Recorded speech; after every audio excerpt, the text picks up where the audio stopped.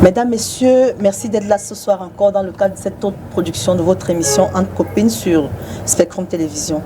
Entre Copines a décidé d'entrer dans l'intimité des couples ce soir, de parler des choses qu'ils préfèrent taire, mais qu'ils pratiquent ou pas. Nous allons parler de la sexualité dans le couple. La sexualité est l'ensemble des comportements relatifs à la satisfaction de l'instinct sexuel. Elle constitue un pilier important pour le fonctionnement d'un couple. Les partenaires vivent-ils pleinement leur sexualité? Savent-ils s'écouter dans ces moments de partage?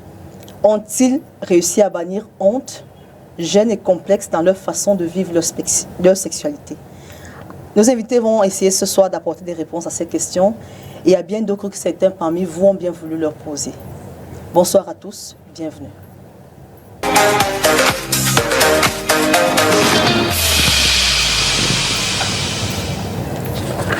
La sexualité dans le couple, c'est le thème de notre émission de ce soir. Pour en parler, deux sexologues nous ont fait l'honneur de nous accompagner.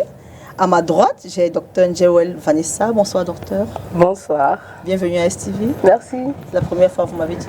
Oui, c'est la première fois à STV, ouais. Alors, vous êtes médecin épidémiologiste, c'est bien cela, et sexologue. Et sexologue, effectivement. Alors, c'est quoi épidémiologiste? Est-ce que vous pouvez nous expliquer pour la peine de nos téléspectateurs? J'ai toujours cette question à chaque fois que j'arrive devant une antenne, parce que beaucoup ne comprennent pas. En fait, un épidémiologiste, c'est quelqu'un qui cherche à comprendre un événement précis dans une zone donnée, à un endroit donné et à un moment donné. Je prends un exemple très simple. Si on arrive quelque part et que subitement, il y a beaucoup d'accidents, le rôle de l'épidémiologiste, c'est de venir faire son enquête et de savoir pourquoi il y a subitement beaucoup d'endroits, à tel moment et à telle heure précisément. Et nous, on le fait donc partout, surtout en termes de santé, dans les cas de vaccination, augmentation des cas de virus tels que le sida, l'hépatite. On le fait aussi dans les cas de lorsqu'il y a peut-être, par exemple, beaucoup de deuil dans un village et on cherche à savoir qu'est-ce qui tue ces personnes et pourquoi est-ce que ces personnes sont mortes et quelle peut être la cause. On trouve la cause et on trouve maintenant le remède pour pouvoir traiter en masse. Très bien. Il me souvient que vous avez été très active pendant le Covid, c'est bien cela? Effectivement. Ah, très bien. Effectivement, Covid, au parc Covita. Ouais. Alors, en tant que sexologue, est-ce que les couples ont recours à vous, enfin, aujourd'hui? Parce que c'est toujours un peu... Ça a été très difficile pour un début, parce qu'au début... Ce que je recevais beaucoup plus, c'était les libertins, c'est-à-dire les personnes qui ont une sexualité un peu très ouverte, libre. Libre, voilà. Et j'avais beaucoup ces libertins ou bien les travailleuses de sexe, ou encore une autre catégorie de personnes que je pourrais pas parler ici. Mais avec le temps et vu un peu le fait que je commence à faire comprendre que actuellement tous ces cas de féminicide que nous avons, tous ces cas de meurtre, de psychopathes qui naissent, en fait, découle de cette mauvaise sexualité que nous avons dans les couples. La majorité, oui. Oui, parce que lorsqu'on n'a pas un couple épanoui, et dans l'épanouissement, entre guillemets, il y a la sexualité, on sera toujours confronté à une société anormale. Et notre société actuellement au Cameroun est tellement anormale et je dis encore parce que j'ai ces deux formations et nous sommes avec mes collègues et tout, nous avons déjà compris que le fait qu'il y ait des soucis dans la sexualité dans nos couples, on se retrouve en train d'avoir une société paranormale comme ça. Alors je discute, je cause avec les couples et Dieu merci, depuis déjà presque 6 à 7 mois, je reçois beaucoup de couples. C'est-à-dire monsieur et madame qui vient après réussir à attirer monsieur. Et c'est très intéressant. Très bien, merci d'être là. Merci aussi. Alors à ma gauche, j'ai docteur Yoyo Ngongan. Il n'est pas, c'est un visage qu'on connaît. Toujours avec son grand sourire.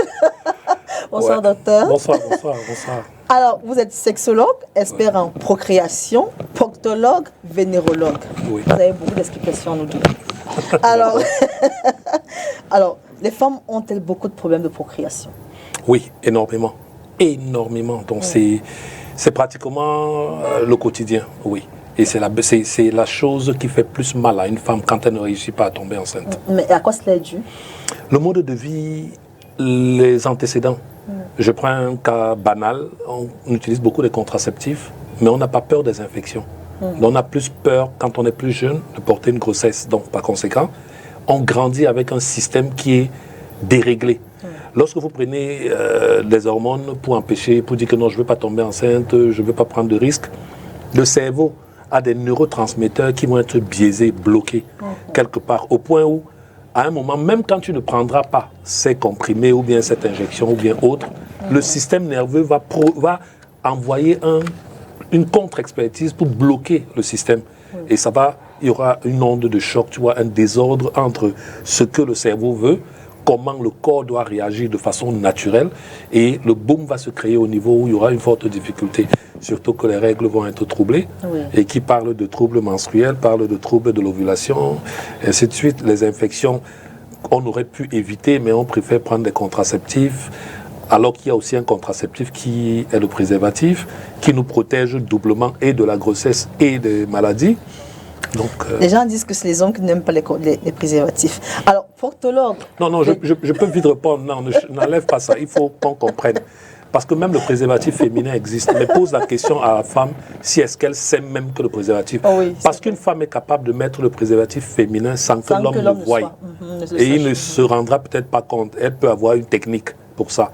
Maintenant, il y avait une difficulté quand même à mettre le type de préservatif là. Je pense qu'on en reparlera dans une autre émission. C'est important d'éduquer les femmes dans ce sens-là. Alors, dites-nous, c'est quoi proctologue, c'est quoi vénérologue? Bon, la vénérologie, déjà, sont les maladies sexuellement transmissibles, tout ce qui est maladies vénériennes et autres. Et la proctologie, c'est pour les maladies anales. En fait, c'est un tout. Parce que dans le monde d'aujourd'hui, vous savez, la sexualité, quand on est en acte sexuel, on touche parfois toutes les parties du corps. Il y a une forme de succès. Et quand on parle de sexe, on parle de maladie. Et bon, quand tu apprends ça, ensuite il faut compléter, il faut associer à ça autre chose. Et il y a des rapports anneaux qui existent. Je parle du point de vue scientifique. Je suis assez carré, c'est scientifique. Maintenant, vous savez, les gens sont déviants, font ce qu'ils veulent, mais le rôle du médecin n'est pas de juger. Le rôle du médecin, c'est d'aider les gens à comprendre que ce n'est pas une partie qui est faite pour ça. Maintenant, on doit vous éduquer, mais sans forcément vous envoyer dans la rue. Donc, on doit pouvoir vous dire, OK, comme tu as causé un dégât là-bas, viens, j'arrange. OK. Donc, vous êtes un docteur complet en ce qui concerne tout ce qui est sexuel. Tout ce qui est sexuel, oui. Très bien. Oui. Alors. C'est vrai que j'ai fait aussi dans le VIH, hein. Mais sauf qu'elle est plus puissante que moi, parce qu'elle a fait l'épidémiologie dans le sens large. J'ai fait l'épidémiologie dans le sens du VIH seulement. Très bien. Mais on ne peut pas tout écrire là-bas, l'école ne finit pas. Ça ne finit pas. Et je sens que vous voulez encore faire autre chose. Non, je suis fatigué, pardon. Là, même ça me dépasse déjà. Alors, je vais commencer avec vous, docteur Vanessa. Alors, est-ce qu'il y a une façon standard avec laquelle les couples devraient mener leur sexualité? Est-ce qu'on peut dire que pour avoir une sexualité, il faut faire comme ça, ou bien ça dépend de chaque couple? Non, mais il n'y a même pas une façon standard. Et en plus, même lorsqu'on parle de sexualité, vraiment c'est tellement vaste et que souvent ça me gêne quand j'arrive devant une chaîne télévisée et qu'on me dise parle de sexualité. Je dis si je commence, on aura même 2 semaines ici. Parce que c'est tellement vaste. Mais il faudra qu'on comprenne que la sexualité c'est un tout. Et pour être épanoui, parce que le sexologue, c'est quoi? C'est l'épanouissement sexuel. Dans l'épanouissement sexuel, on n'a pas parlé de pénétration. Parce que dès qu'on parle de sexualité, tout le monde voit seulement la pénétration. Voilà. Non. L'épanouissement sexuel, c'est plein de choses à la fois. On va prendre très simplement, c'est-à-dire, est-ce que vous saviez que le simple fait de faire le congossa avec ta femme, c'est déjà une forme de sexualité. C'est-à-dire, tu t'assois avec ta femme, vous parlez de tout et de rien, vous parlez des gens, vous faites même le congossa sur des gens. Je vous jure, il n'y a pas quelque chose qui est plus gratifiant et qui même rend souvent certaines femmes plus stimulées même. Parce qu'elles se sentent en harmonie, elles se sentent en confiance avec toi. La première des choses, c'est qu'une bonne sexualité commence par une bonne communication. La communication entre monsieur et madame. S'il n'y a pas de communication entre vous deux, vous n'êtes pas en train de faire la sexualité. Vous êtes en train de faire ce qu'on appelle un lâcher prise. C'est-à-dire, tu as trouvé quelqu'un, de temps en temps, tu viens, tu lâches ton truc et tu te couches, tu dors. Voilà. On appelle ça le numéro vert, c'est ça? Entre autres, moi, nous, c'est le lâcher prise, c'est le... je ne sais pas comment, parce que chaque sexologue, chaque école... Amusons-nous. Voilà. Oui. Non, Même pas amusons-nous. Parce que même si c'était amusons-nous, je pouvais même dire qu'ils s'amusent. Moi, je connais beaucoup d'hommes qui, dès que le matin, 4 heures arrive, 5 heures, ils commencent à tapoter. Ils oublient qu'ils ont eu les problèmes. J'ai suivi d'autres qui disaient qu'entre Jessica et l'autre, il n'y a pas de problème là-bas. S'ils nous donnent les problèmes là-bas, en bas, il n'y a pas de problème. Or, on oublie que tout ça, en fait, cet acte était quelque chose pour consolider. Oui, des liens. Derrière, c'était une consolidation. Mais malheureusement, maintenant, c'est devenu quelque chose pour lequel il faut que les deux puissent prendre leur pied et après, chacun prend sa route. Voilà. Non. Il y a d'abord, comme j'ai dit, une communication. Maintenant, après la communication, il y a ce qu'on appelle les préliminaires.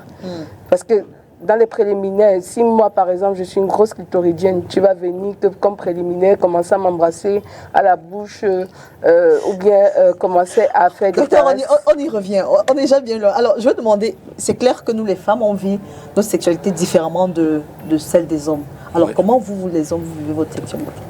Bon, c'est censé être pareil. C'est-à-dire qu'il n'y a pas une technique standard. C'est censé être pareil. C'est censé être une étape durant laquelle on se fait plaisir. J'apprécie ce que tu me fais et tu apprécies ce qu'en retour je peux t'apporter. C'est un échange, c'est une façon de communiquer tactilement. C'est une façon d'échanger nos différentes énergies. C'est une façon de faire en sorte qu'il y ait une forme de complicité existante. Parce que le sexe rapproche à un point où vous n'avez pas idée. Quand on n'est pas sexuellement compatible, c'est problématique. Alors, docteur, je pense que, sous le contrôle de docteur Vanessa, que nous, les femmes, on est sensibles à ce qu'on entend. Pendant que vous êtes sensible à ce que vous voyez. C'est pour ça que je demande comment vous vivez ça. Parce que, voilà. Oui, ça, je peux comprendre. Non. Lorsque c'est ce que les gens disent, c'est ce que les gens pensent. Nous sommes autant sensibles à ce qu'on dit. Parce que lorsque, entre amis, on se parle et on se dit « Waouh, cette dame, elle est farouche jolie ». Le gars dit « Merde, elle est farouche jolie ». J'ai entendu ce que tu as dit. Maintenant, ça m'intéresse. Mais sauf que comme on est amis et que tu es déjà passé par là, ça crée un problème. Et qu'est-ce que je vais faire? Je vais chercher à transposer ça sur une autre personne. Donc, en dehors du fait d'avoir entendu, nous, on est beaucoup plus... Les hommes, en général, aiment réagir en fonction de ce qu'ils voient. D'accord? C'est pas totalement faux. Parce que lorsqu'un homme voit des belles rondeurs, de belles attitudes et tout ce qui va avec, oui, il a déjà une pensée dans la tête, c'est se faire plaisir. Maintenant, vu le fait que, ok, il voudrait se faire plaisir, il n'a pas tenu compte du plaisir de l'autre. Donc, il pourrait venir de façon full contact et ça ne va pas forcément bien se passer. Et c'est là où il y a problème. Maintenant, si lui, en tant qu'homme, il est au quartier, il est à la maison et qu'on n'a jamais parlé, on n'a jamais communiqué avec lui, parce que moi, on ne m'a jamais rien appris sur le sexe. On n'a appris personne. Moi, on ne m'a jamais rien appris. J'ai appris tout ça sur le tas. Pourtant, on devrait inculquer cette notion aux enfants dès un certain âge où ils peuvent comprendre. Avec leur langage aussi. Avec leur langage, bien sûr. Parce que quand tu mets la télévision et qu'il y a deux personnes qui s'embrassent, l'enfant qui est à côté, quand il regarde le parent est en train de regarder s'il y a quelque chose qu'il peut regarder ailleurs. Donc tout de suite, l'enfant comprend qu'il y a quelque chose qui... Quand il ne leur dit même pas que allez dormir. Oui, bon, quand il n'a même pas dit... Parce que quand il dit allez dormir, l'enfant va revenir pour chercher à voir sa soeur. Et après, l'éducation à la sexualité, on grandit dans un système où on ne nous en a pas parlé. Donc, chacun s'est débrouillé. On s'est débrouillé et on nous a jeté dans la gueule du loup comme ça. Et puis bon, voilà. Je pense que la vérité est qu'eux-mêmes, ils n'ont pas appris. Je vais un peu renchérir. Oui. Il faut qu'on fasse attention à ce qu'on appelle les préjugés. On a toujours tendance à croire que l'homme est plus sensible à ce qu'il voit et la femme est plus sensible à ce qu'elle entend. En fait, c'est notre éducation qui nous fait croire ça, en fait. Les femmes sont même plus sensibles à ce qu'elles voient, à ce qu'elles entendent. Elles entendent bon, c'est-à-dire on va se retrouver sur celle qui veut montrer qu'elle est la bénie, Jésus, Marie, Christophe, machin et tout, que quand il faut que tu la convaincs pour qu'elle puisse être sensible à ce qu'elle puisse au moins s'ouvrir à toi en fait. Mais c'est faux. Je vous dis, tombez sur les femmes libres. Vous allez vous en rendre compte que mais ce sont elles qui, c'est-à-dire quand elles regardent, elles imaginent tout dans sa tête. Comme a dit le docteur Ngongan, On a un gros problème. Le problème, c'est qu'on n'a pas été éduqués sexuellement. On n'a pas eu d'éducation de la sexualité. Nous tous, la majorité d'entre nous, on a été éduqués sur le porno ou sur ce que nos camarades, nos amis ou bien nos collègues ont eu à dire. On a vraiment, ou bien après nos petites expériences qu'on a eues sur le terrain. Et on a toujours eu à dire, la femme est celle qui est réservée, la femme ne drague pas. Parce que si, en fait, la femme draguait, elle n'allait plus être sensible à ce qu'on lui dit dans l'oreille. Je ne vais pas te draguer, je suis sensible à ce que tu vas me dire. Comment? Je vais parler, il faut que je parle. Je ne sais pas si on se comprend un peu. C'est ça qui fait qu'on croit que les femmes sont sensibles à ce que... Je ne vous mens pas. La femme, non. Elle est même encore plus vicieuse. Je sais ça parce que je les vois tout le temps à l'hôpital. Quand ils me parlent, qu'elles disent, et même dans nos cours, j'ai eu plusieurs fois... Au départ, moi, je disais que non, mais pourquoi Et aujourd'hui, je me rends compte, non, en fait, c'est notre éducation qui nous a amenés à croire que la femme est sensible à ce qu'on dit. La femme est plus vicieuse que l'homme. Nous sommes identiques. Hein. Il faut qu'on mette ça en tête. L'homme et la femme, nous sommes identiques. C'est vrai, il y a le côté pragmatique de l'homme. Pourquoi? Parce que la société a amené l'homme à être pragmatique. Parce que s'il faut obtenir quelque chose, c'est l'homme qui va courir pour obtenir quelque chose. La société l'impose ça. Or, la femme, c'est quoi? Elle est réceptive. La société l'a imposée à être réceptive. À attendre, oui. Voilà. Donc, ne pensez pas... Non, libérez un peu le cerveau. Regardez la nouvelle génération. Yo, je parle sous ton... Oui, absolument. La nouvelle génération, génération actuellement, nos jeunes filles, c'est ce qu'on est en train de voir. J'ai même pitié de nos garçons. Parce que les filles de 2000... Non, sincèrement, les filles de 2006, 2010, quand une arrive, ce qu'elle me dit, des fois je m'assois et je me dis, à son âge, est-ce que je pouvais penser ça? Et par contre, quand j'ai plutôt des garçons de leur âge, ils ont encore le même problème que nos anciens garçons, c'est-à-dire, est-ce que je suis performant? Qu'est-ce qu'il faut pour être performant? Ils s'arrêtent là. La jeune fille, elle, c'est même plus de... Elle, c'est... Qu'est-ce qu'il faut pour que je sente que je suis en train de prendre mon pied? Alors que nous, avant, c'était pas ça. On ne pensait même pas à ça. Je ne sais pas si on se comprend un peu. Donc, faisons très attention à nos préjugés. Alors, c'est pour ça que vous êtes là, pour briser les préjugés? Oui, absolument. Oui, parce que la jeune femme de 1980, peut-être un peu plus loin, n'est pas comme celle de 2010, par exemple. Non, c'est clair. Et surtout, il faut comprendre qu'aujourd'hui, avec la libération de la parole, moi, je parle de sexe avec autant d'aisance, autant qu'elle. Et vous allez constater que dans notre contexte médical, sont des rares personnes. Tout le monde n'en parle pas facilement. Nous sommes assez à l'aise d'en parler et les gens sont un peu stéréotypés. Ils se disent que... Ils vous cataloguent. Ils nous cataloguent. Mais en fait, c'est en train de s'ouvrir. Nous sommes catalogués. Hein. C'est-à-dire nos propres collègues nous trouvent des personnes étranges. Étranges, oui. Nos propres collègues médecins. Hein. C'est-à-dire, vous imaginez, des fois, il veut même parler, après il ne vient pas derrière. Et je lui dis, mais c'est toi qui disais que je parle des choses comme ça parce que peut-être je suis vulgaire ou quoi que ce soit. Mais tu viens me parler de ton problème. Il me dit, donc c'est vous qui avez le courage de vous lever et d'en parler. Oui. Et c'est très important d'en parler. Parce que plus on en parle, plus on libère l'esprit, plus on permet de faire savoir aux gens que non, il y a des gens vers qui vous pouvez vous retourner pour en parler et avec aisance. Parce que lorsque quelqu'un va venir vers elle pour dire que sexualité et tout, la personne va se lâcher. Mais maintenant, si la personne se retrouve face à un médecin généraliste, par exemple, même le généraliste, lui aussi, va regarder d'une certaine façon que, mais c'est quoi, tu veux déjà m'embrouiller? On t'a envoyé. Voilà, donc, et c'est comme la proctologie. C'est quelqu'un qui vient et montre son anus. Quand quelqu'un sait que je vais voir Dr Yongonga, là, c'est le chef des anus. Est-ce qu'il a un problème? Non. Aucun. Non. Mais toi, va voir un gastro. Je dis bien un gastro-entérologue parce qu'il a le droit aussi de regarder l'anus. Mais c'est plus difficile pour toi de te déshabiller et te tourner devant un gastro-entérologue. Pourtant, lui aussi, il peut. Mais sauf que l'appréhension est différente.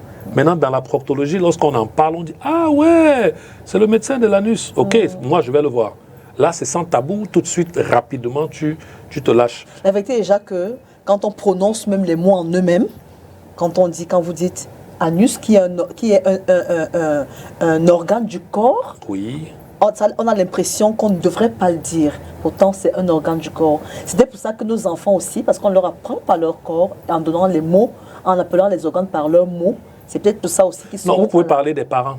Oui. Pas des enseignants. Les enseignants font bien leur boulot. Les enfants te récitent. J'ai ma fille à la maison qui a 3 ans et demi. Elle connaît toutes les parties de son corps. Très bien. Elle a 3 ans et demi. À la maternelle, on les apprend ça. Mais quand tu arrives à la maison, on dit Kiki, on dit Gaston, on dit il ne faut pas la choupinette, il ne faut pas exposer la choupinette. Comment ça, choupinette? C'est pas comme ça qu'on appelle ça. Donc, il faut être direct avec les enfants, il faut pouvoir leur parler de façon claire, ok, mais en utilisant certains jargons en fonction de l'âge. Très bien, on est d'accord dessus. Alors, vous avez la parole, vous la gardez. Pourquoi les couples donc ont du mal à parler de sexualité? Deux personnes qui sont choisies, parce que je suppose que quand on est en couple, on se choisit, on se dit ok, on va cheminer. Pourquoi ils ont tout le mal? Pourquoi il y a toujours un peu de jeunes? Les couples normaux, hein, docteur, je ne prends pas ceux des libertins et autres, les couples normaux, oui. Pourquoi ils ont du mal à parler de sexualité? Bon, je vais faire une petite entorse. Lorsqu'on parle de couples normaux, dans normaux, il y a les libertins, ils sont normaux. Oh, pardon, peut-être que ce que je veux dire, c'est que lorsqu'on parle de libertins, c'est des personnes qui ont réussi à s'exprimer. Oui, okay. Et des personnes qui sont, entre guillemets, des couples normaux, il y a des libertins, mais qui ne s'expriment pas. Okay. Il y a des choses qu'ils ne font pas parce qu'ils sont crispés par l'éducation qu'ils n'ont pas eue. Lors de la préparation au mariage, à l'église, on en parle. Mais est-ce qu'on parle de sexualité, d'une préparation à la sexualité? Non. L'église dit, mariez-vous vierge. Ok, on respecte le cadre de l'église. Nous sommes scientifiques. Maintenant, quand on est dans un autre cadre, il y a une éducation parce qu'il y a la compatibilité sexuelle. Oui. Vous pouvez être bien là, vous parlez, mais sexuellement, vous deux, vous ne matchez pas. Les organes sont différents de personne en personne. Si j'ai un sexe, je suis un homme et que j'ai un sexe assez grand, costaud, et qu'elle a un vagin beaucoup plus rétréci, peut-être un col plus court et tout, sexuellement, ça risque d'être désagréable. Parce qu'en fait, chaque fois que j'aurai des rapports avec elle, je vais lui faire mal. Parce que mon sexe, lui, est grand et tout, et il faudra un apprentissage. Maintenant, il faut pouvoir communiquer, parce que la clé, c'est la communication, et être capable de parler de tous les sujets, y compris la sexualité. Surtout, vous voulez dire? Surtout, oui, surtout parler de la sexualité. Maintenant, j'ai préféré dire y compris parce que, mettons ça pratiquement au même niveau que les autres engagements. Okay. Si je peux parler du business avec toi, à un moment donné, on a besoin de sortir un peu de ce cadre. Se détendre. Et se détendre. Mais c'est là où le bas blesse. On ne parle pas de ça, on ne parle de ça que lorsqu'on est dans la chambre. Et la chambre devient juste notre... Pourquoi? C'est ma question. Pourquoi? Justement, c'est l'éducation. Oui. Ça vient de l'éducation. En général, c'est la base de l'éducation. Et même maintenant, si on parle de l'éducation, au niveau de la période plus jeune, c'est une partie. Maintenant, on a grandi. Mais on peut bien être conscient. Mais sauf qu'on peut avoir une partenaire avec laquelle on prend conscience de la communication. On se dit, bah, écoute bébé, je crois qu'il serait important qu'on se parle vraiment sur le sexe. Laissons l'éducation parentale, c'est passé. On ne peut plus rien faire. Maintenant, je suis déjà grand. J'ai appris à l'école la sexualité. Elle aussi, elle a appris, ce qui fait qu'il y aura un impact dans son couple. Parce qu'elle va chercher à appliquer d'une certaine façon ce qu'elle a appris. Maintenant, moi, j'essaie de faire pareil avec ma partenaire. Je l'éduque. Et lorsqu'on a reçu cette éducation-là, et l'éducation-là, on ne se ferme pas. Parce que lorsqu'on est en couple et qu'on est fermé, c'est ça le problème. Vous allez comprendre que dans les couples, si une femme essaie d'être ouverte, on va lui dire, tu as pris ça où? Tu sors d'où avec tes choses, c'est quelle malchance. Et voilà. Et c'est un mot qui va la frustrer. Oui. Elle ne pourra plus jamais rien faire. Elle va se blottir, elle va se fermer. Par contre, tu vas aller dehors et la maîtresse va te faire ça. Tu vas tolérer parce que c'est la maîtresse? Oui, tu vas tolérer. Non, pas que tu tolères. C'est pas que parce que c'est la maîtresse. Oui, donc en fait, là, c'est ce qu'il veut. C'est ce qu'il veut, mais il ne donne pas ce ressenti à celle qui est en face, celle qui vit avec lui. Donc, il préfère encaisser le dehors et laisser que l'intérieur se passe mal. Et quand je dis pour l'homme, je le dis aussi pour la femme, parce qu'elle peut être sexuellement très active avec quelqu'un, elle se contente de là-bas et elle est bien, mais quand elle revient dans son couple, il y a des problèmes. Donc la communication est extrêmement importante. Donc si on n'arrive pas à communiquer, voilà pourquoi on est en couple, on est fermé, personne ne dit la vérité à l'autre sur ce qu'il veut. Parce que si on s'est marié sans connaître nos parties intimes l'un l'autre, qu'on apprenne à connaître nos parties intimes. Parce que mieux vaut un partenaire que tu connais, avec les défauts, qu'un partenaire que tu vas laisser avec ses défauts, que tu peux corriger, pour un autre que tu ne connais rien du tout. Parce que celui-là peut être beaucoup plus néfaste pour toi que celui que tu es en train de laisser. Alors, docteur Wanissa, quels sont les problèmes liés à la sexualité que les couples rencontrent le plus souvent? Le premier, c'est d'abord le manque de communication. Le deuxième, c'est l'incompatibilité sexuelle. Parce qu'on a des couples qui ne sont pas très compatibles et ils ne savent pas, ils vivent dans... Qu'est-ce qu'on met dans incompatibilité, c'est-à-dire, je suis par exemple quelqu'un qui aime le contact brut, alors que l'autre par exemple aime la douceur, mais je ne sais pas. Oui. À chaque fois qu'on a des rapports, elle et moi, c'est-à-dire, elle ne me dira peut-être pas à l'instant, mais j'ai l'impression que ça ne marche pas en fait. Il y a des fois aussi, tu vas te rendre compte qu'une femme 40-45 ans, mariée depuis peut-être 15-20 ans, a été dit qu'elle n'a jamais mouillé, elle n'a jamais été humide dans ses rapports, elle n'a jamais senti, elle ne sait même pas si elle a vraiment senti le désir, l'envie. Ça c'est beaucoup plus, c'est-à-dire elle a des rapports avec quelqu'un mais il n'y a rien en fait. Ça devient mécanique. Oui, c'est ça qu'on appelle aussi parmi des incompatibilités, voilà. Okay. On a aussi dans les couples sexuellement, je dis l'incompatibilité, j'ai parlé de manque de communication.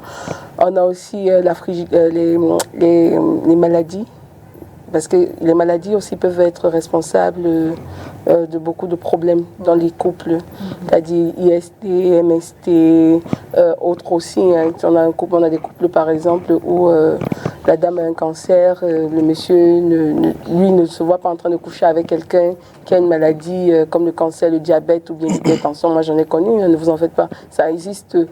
On a aussi ce qu'on appelle des personnes qui ont des doubles faces sexuelles. Bon, je ne sais pas comment je vais expliquer ça simplement. C'est-à-dire, moi par exemple, je suis une grosse soumise et toi tu es un gros dominant. Oui. Et sexuellement, je ne prendrai plaisir que lorsque tu te comportes avec moi comme un dominant. C'est-à-dire, tu m'insultes, tu me dis chienne, imbécile, salope, salace, machin, grosse cochonne, grosse machin et tout.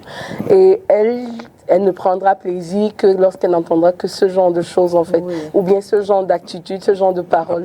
C'est très... Étrangle-moi, voilà, ce genre de choses. C'est très difficile de fois quand tu te retrouves devant ce genre de couple et de faire comprendre au monsieur qui lui par exemple est quelqu'un de très doux et qu'il a devant lui une dame qui voudrait qu'on l'écrase, on l'appuie, on la tape et tout. Et ce n'est comme ça qu'elle prendra que son plaisir voilà. Mais pour qu'elle-même comprenne que c'est ça son problème, il faut d'abord aussi beaucoup de séances de travail avec ce genre de personnes. Et malheureusement, ce qui est très dur, parce que c'est ça le plus difficile, c'est de faire comprendre aux gens que les consultations du sexologue n'est pas comme des consultations simples. C'est un peu comme la consultation du psychologue, c'est presque le même genre. Ouais. C'est-à-dire, pour qu'on puisse définir ta pathologie, il faut au moins 4, 5, 6 séances. Voilà. Pour qu'on puisse à la fin te dire, bon, ok, voilà exactement ce que tu as et voilà ce qui pourra t'aider. Et qu'on ne s'attende pas qu'il y ait un médicament ou un remède et que TikTok, parce qu'il y a aussi ça, ce problème. Et je voulais revenir un peu sur le problème, on parlait du couple au niveau de la compatibilité. Il a dit, il y a des femmes qui, par exemple, sont des clitoridiennes et qui ne prendront plaisir que lorsqu'on stimulera bien son clitoris.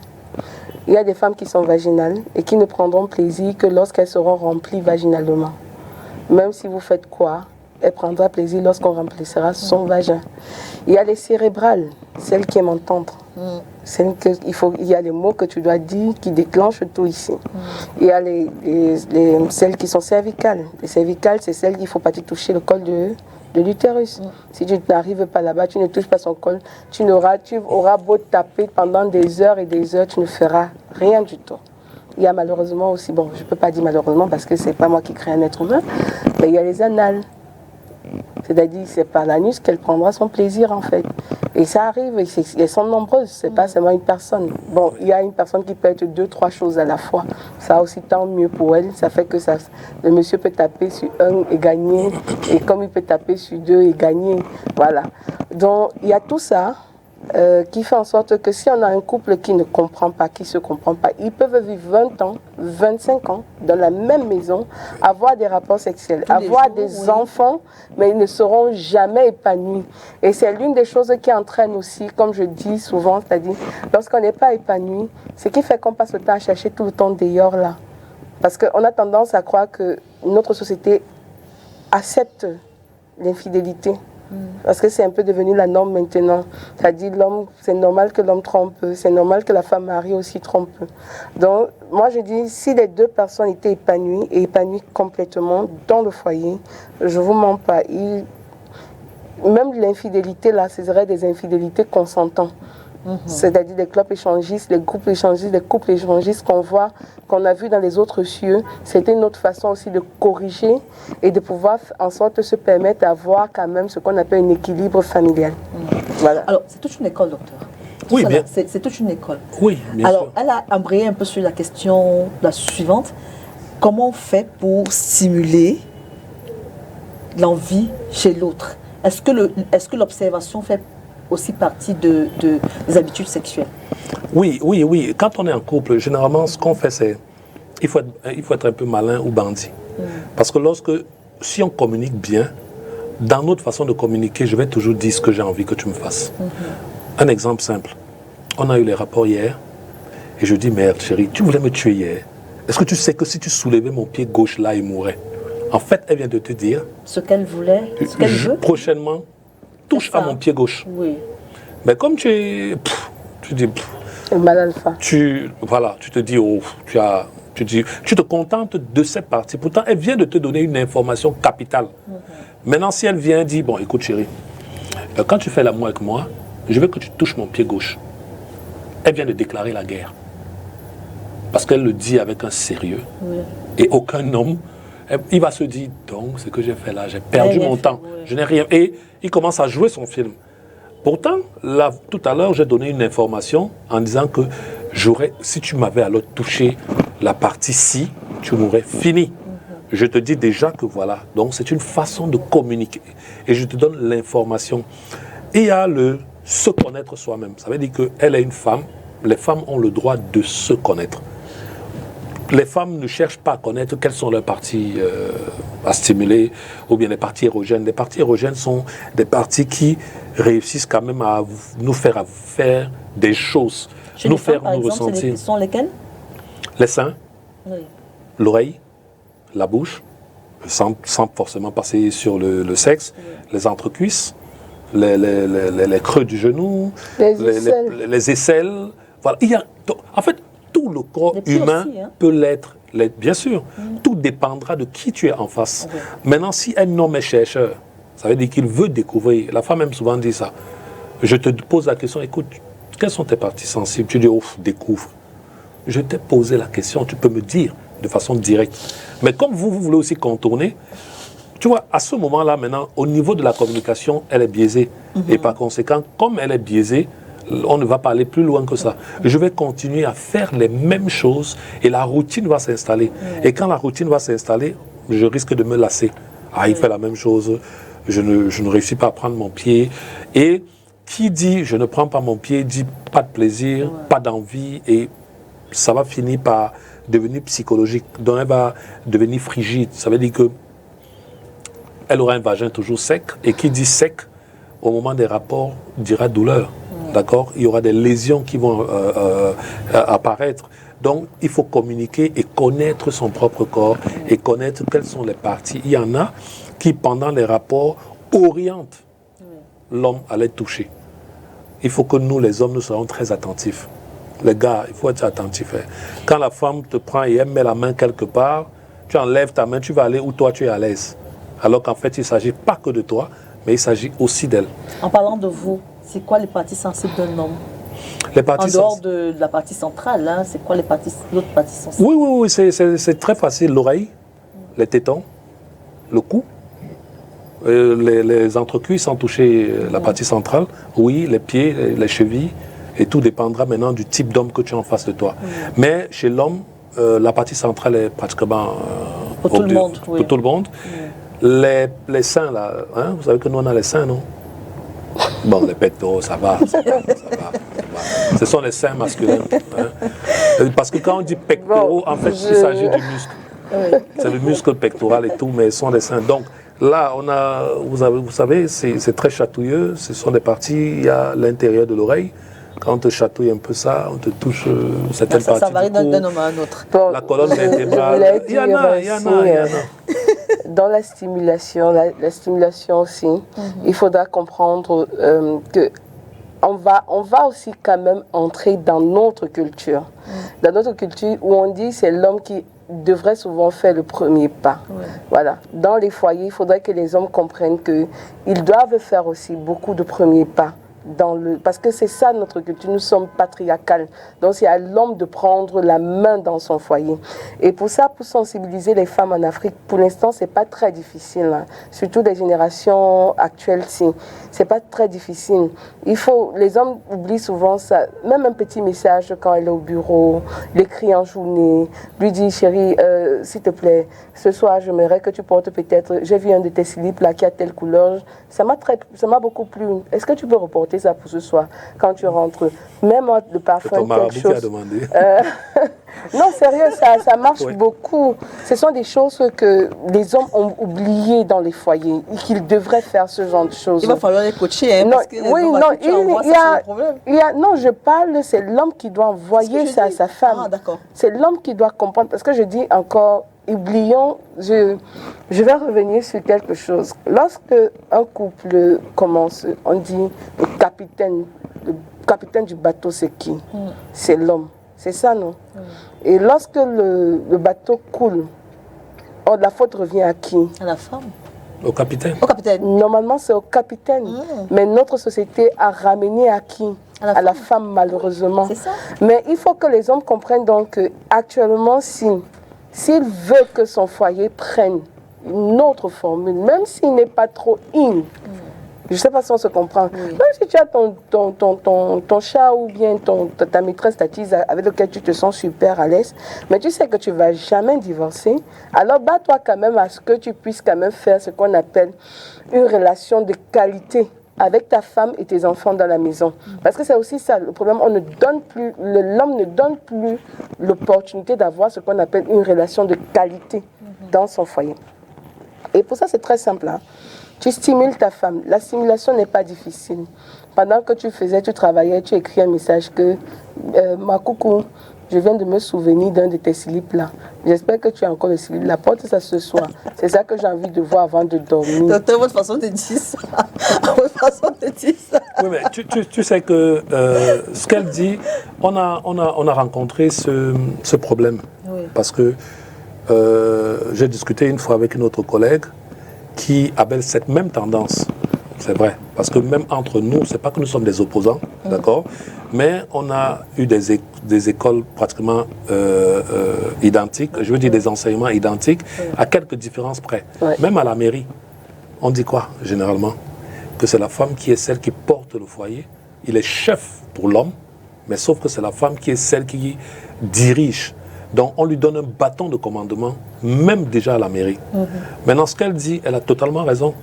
Le bâton de commandement, là, c'est celui de l'homme. Quand ça chavire, on a tendance à penser que c'est la femme qui devrait gérer. Pourtant, la faute peut venir aussi à l'homme. Parce que quand la femme vient, elle décide de dire que, bon, ok, on est dans un système où moi, je dois aussi prendre le devant. Quand c'est elle qui prend le devant pour changer de position, dire quelque chose, on a tendance à lui demander, tu as pris ça où? Donc, il faudrait maintenant que les hommes comprennent que, comme c'est la femme, quand c'est elle qui vient avec les idées, on regarde toujours un genre. Mais quand c'est l'homme qui vient avec les idées, la femme ne change pas trop. Elle assume, elle accepte. Et ça peut être un enseignement pour elle. Sauf qu'on est dans un système où est-ce qu'on vient alors avec les idées? C'est ce qu'elle demande. Les hommes devraient venir avec des idées. C'est-à-dire, ce qu'il fait dehors là, qu'il essaie de venir inculquer ça et que celle qui est dedans aussi assimile et accepte. Parce que le mariage, c'est je viens avec une partie de moi, tu viens avec une partie de toi. On s'entend tous ensemble et on trouve le juste milieu pour être ensemble. Parce que c'est un système extrêmement large, vaste, mais dans lequel chacun peut comprendre l'autre. Je peux ne pas aimer une technique, la fellation par exemple, ma femme peut ne pas aimer, mais elle se rend compte que j'aime ça. Parce que je lui ai dit, qu'est-ce qu'elle fait? Elle peut faire une concession. Écoute, pour le bien-être de mon couple, pour que mon mari soit épanoui sexuellement, je me dois de lui faire ça même une fois par semaine. On se comprend? Là, elle accepte un compromis.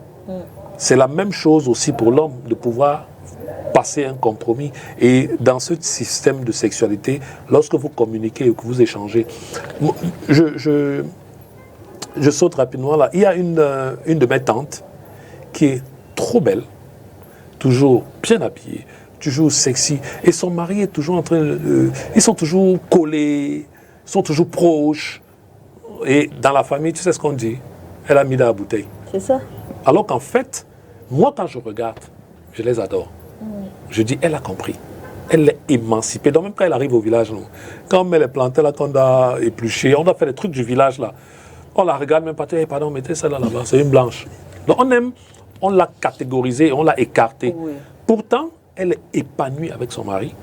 Elle parle avec son mari, elle est toujours en train de chatouiller. Et parfois, elle s'oublie et elle tape ses fesses. Elle tape ses fesses, c'est un geste coquin. Mais maintenant, ta mère, tu as vu ta mère taper les fesses de ton père. Donc, aujourd'hui, on doit communiquer et lâcher prise. Nos mentalités sont... On a un vrai problème de mentalité. Absolument. Il faut travailler parce que même ces messages-là, souvent des maris, quand leur femme leur fait un message coquin, ils ne répondent pas. Ils ne répondent pas. Que je travaille ce genre de comportement. Ils ne sont pas disposés à ce genre de... Il va dire, tu as confondu de personnes. C'est un peu ça. Que tu as pris ça où? Alors, docteur Vanessa, on a tendu le micro à des Camerounais qui vous ont posé des questions auxquelles vous allez répondre. Okay. On les écoute, on revient juste derrière.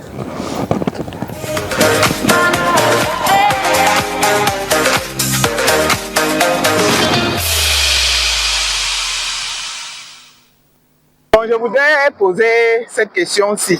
Dans un couple qui a déjà plus de l'âge, je peux dire que peut-être le monsieur a 60 ans et la femme a 55 ans. Bon, est-ce que c'est encore conseillé de faire l'amour régulièrement? Ou alors on peut espacer beaucoup de temps, 2 ou 3 mois? Bon, je voudrais connaître la conduite à tenir.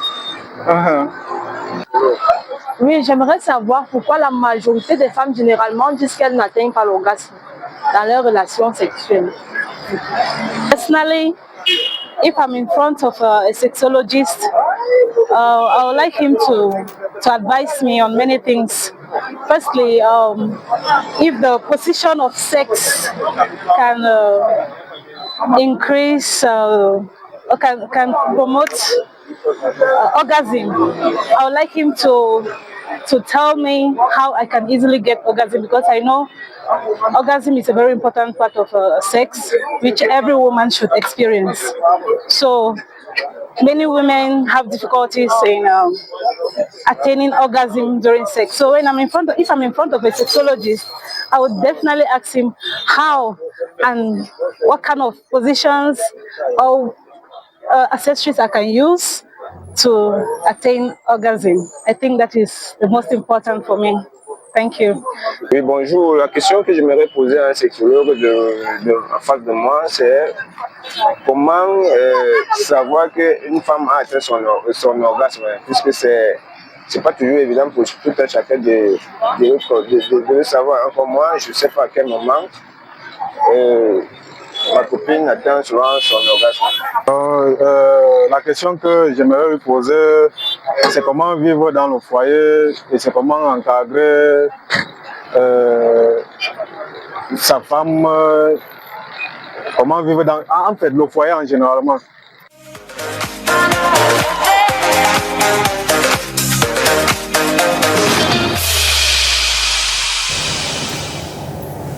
De retour sur ce plateau, si vous nous rejoignez à l'instant, vous faites très très bien. Vous regardez Entre copines et ce soir, on parle de la sexualité dans les couples.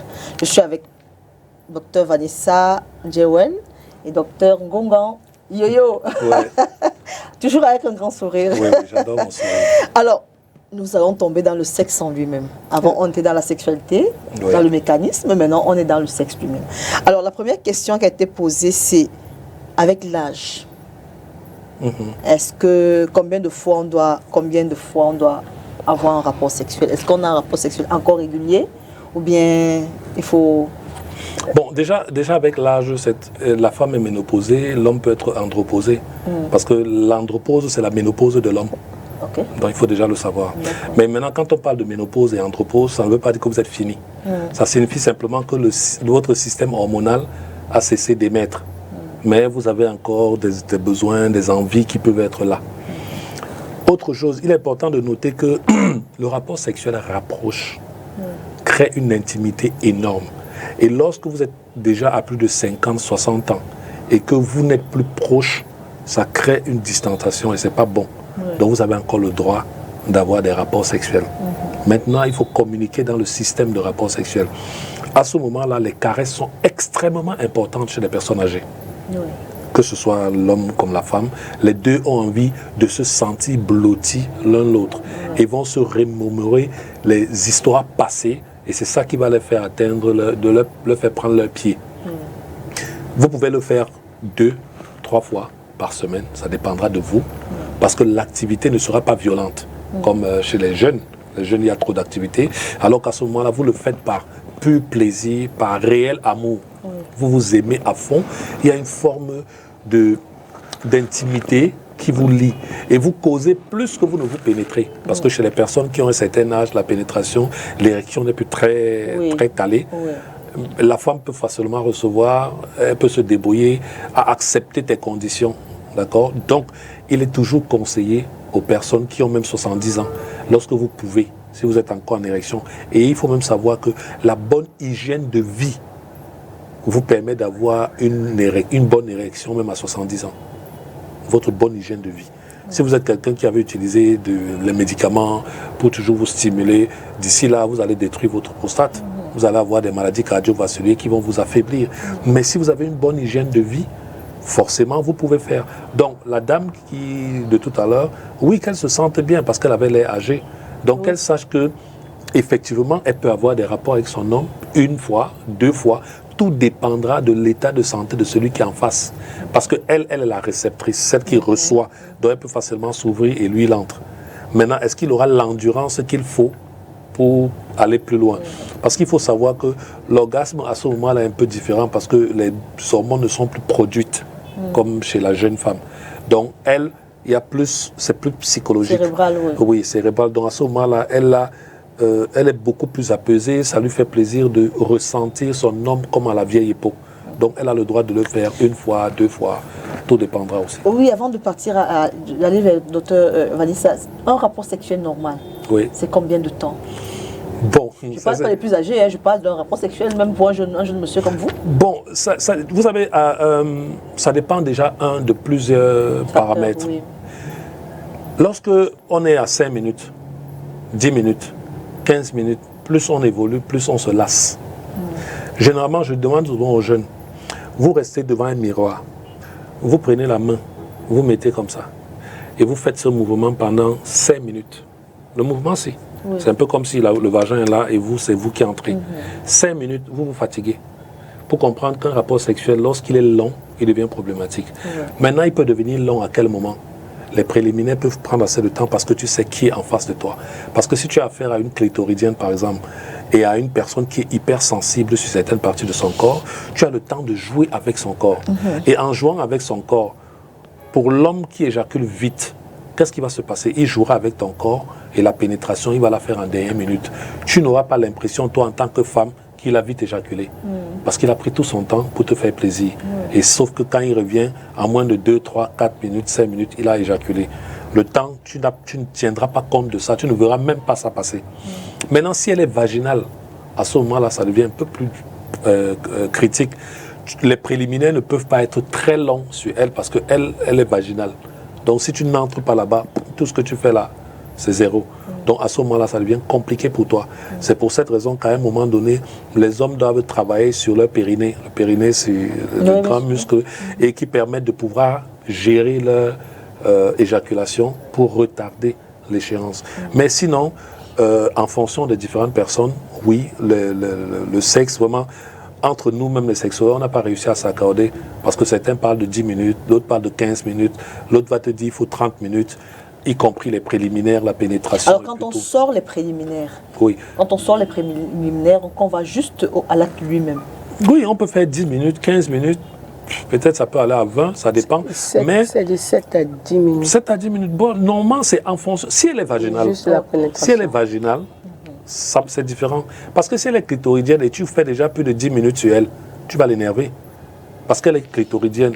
Donc quand tu entres dans son vagin, tu l'étouffes. Tu vois qu'à ce moment-là, celui qui pouvait faire 15 minutes, s'il fait les 15 minutes, au bout des 10 minutes, pratiquement ordinaire, ça l'épuise, ça la fatigue et même son vagin va se sécher.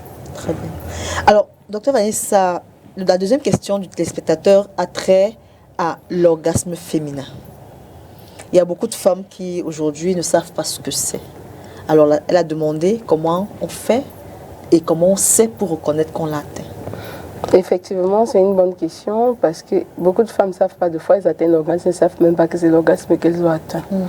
L'orgasme, c'est juste un moment de plénitude. C'est-à-dire, pendant l'acte sexuel, tu as l'impression qu'à un moment, il y a une plénitude, quelque chose de plus...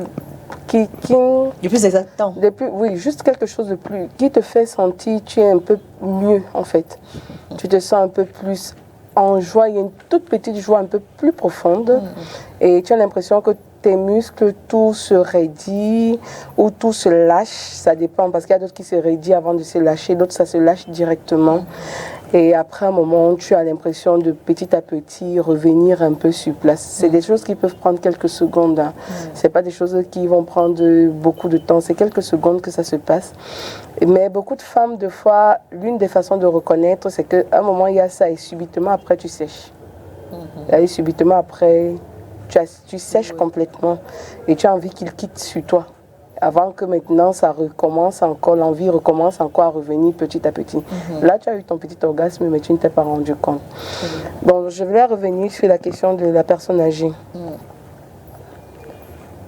C'est prouvé scientifiquement que c'est à partir de 60 ans que la femme atteint même ses plus gros orgasmes. Voilà. Ça a été prouvé scientifiquement. C'est même à ce moment que ces femmes sont plus épanouies sexuellement. Donc, quand une femme atteint un certain âge, qu'elle ne pense pas, pendant que l'homme fait sa quarantaine, parce que l'homme, c'est à partir de sa quarantaine, quand il fait sa crise de quarantaine, qu'il se met à explorer plein de choses, à découvrir le côté sexuel, à se sentir un peu plus... Plus garçon. Oui. Il a plus envie de faire plein de choses et tout le reste, vous voyez un peu. Voilà. La femme, c'est plutôt à partir de la soixantaine que ça arrive. Donc, à la 60 ans, si c'est un couple qui était uni, l'homme aura un peu plus chaud. Parce que c'est à cet âge que la femme est vraiment, normalement, hein. Mais malheureusement, comme je dis, nous sommes en Afrique, c'est plutôt à cet âge qu'on éteint plus nos mamans. On les fait comprendre qu'elles sont vieilles. Et de plus en plus, c'est pour ça que les femmes d'un certain âge ont des jeunes compagnons. Effectivement, les sougas, des mamies et tout. Effectivement, et il faudra un peu demander à ces jeunes garçons, ils vont vous dire, ces femmes sont elles sont inépuisables. Parce qu'elles ont d'abord une chute d'hormones. Une chute d'hormones, il y a des hormones qui ne sont des hormones de protection que nous on a quand on est en âge de procréer. Et lorsqu'on arrête de procréer, la ménopause arrive et ces hormones chutent et disparaissent. Et il y a d'autres hormones maintenant qui, eux, plutôt augmentent. Et ce sont eux donc qui sont souvent très sollicités dans l'épanouissement sexuel. Voilà. Donc, il faut retenir ça. Très bien. Alors, on a tellement de choses à vous demander encore. Mais vous avez entendu comme moi qu'on est arrivé au terme. Alors je voudrais que vous disiez quand même quelque chose au couple. Le couple est en crise aujourd'hui, le mariage est en crise aujourd'hui. Je ne sais pas, la sexualité peut-être, le docteur l'a dit. J'aimerais que vous parliez quand même à des couples aujourd'hui pour que si ça peut les resserrer leurs liens, si ça peut les aider à essayer de se parler. Oui.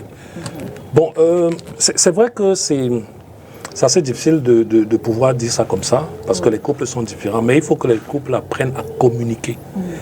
Aujourd'hui, quel que soit ce que vous faites, le sexe ou la sexualité interviendra dans tous les domaines. Si ça se passe mal à la maison, chez moi, je n'ai pas eu le sexe la nuit, ça peut se faire ressentir au boulot. Donc il y aura un impact. Pourquoi? Parce qu'on a pris l'humeur du quartier pour venir pour amener au bureau. Et on retrouve ça partout, dans différents services. Donc aujourd'hui, il ne faut pas avoir peur de parler de sexualité quand on est en couple. Il y a des médecins qui sont là pour vous écouter, parce que l'écoute est là. Et nous savons tout le temps qu'il faut. Elle a parlé des séances. Quand quelqu'un va venir, l'une des difficultés sera au niveau parfois du paiement. On se dit, mais donc je vais payer plusieurs fois. Non, c'est un peu comme chez le kiné. On peut s'entendre sur un package et se dire que bon voilà, tu as une séance par semaine et 4 séances par mois. Il faut en parler. La sexualité va nous permettre de mieux nous exprimer sur tout le système, sur tout notre environnement en général. Et si on est bien épanoui entre hommes et femmes, l'épanouissement là peut être également verbal dans l'éducation de nos enfants. Donc on ne doit pas avoir peur de parler de sexualité, surtout quand on est réellement en couple. Très bien. Tu vas dire ça? Le conseil que je peux donner actuellement, c'est que, s'il vous plaît, ne pensez pas que toutes les frustrations que vous voyez sortent d'ailleurs. Il y a un problème dans votre sexualité, la sexualité dans vos foyers. Et il n'y a pas quelqu'un qui viendra vous donner la solution miracle ou il y a un médicament miracle quelque part, non. La vraie solution, c'est la communication. Il faut apprendre à être vrai avec ta partenaire, avec toi-même, et savoir que, bon, ok, désormais, si je veux avoir un foyer équilibré, je veux avoir un couple équilibré, je veux vivre dans la paix, je dois avoir ce qu'on appelle une sexualité pleine et épanouie. Et pour cela, c'est très simple. Communiquer avec la partenaire, vous dire les vérités et le reste va passer. Très bien. Très bien. Merci beaucoup, Dr Yoyo. Merci, Dr Vanessa Joel. On a utilisé les mots qu'il faut à la place qu'il faut. Parce que des fois, on a du mal, quand on parle de sexualité, à utiliser les mots qu'il faut. Même dans l'éducation de nos enfants, il est important qu'on leur dise les mots qu'ils conviennent à chaque organe du corps. Ça nous éviterait peut-être toutes ces agressions qu'on a sur les enfants aujourd'hui. Alors, mesdames, messieurs, vous avez écouté ce que les professionnels ont dit. Je n'ai plus rien à dire à propos. Retrouvons-nous la semaine prochaine. Prenez soin de vous et de vos familles. Au revoir.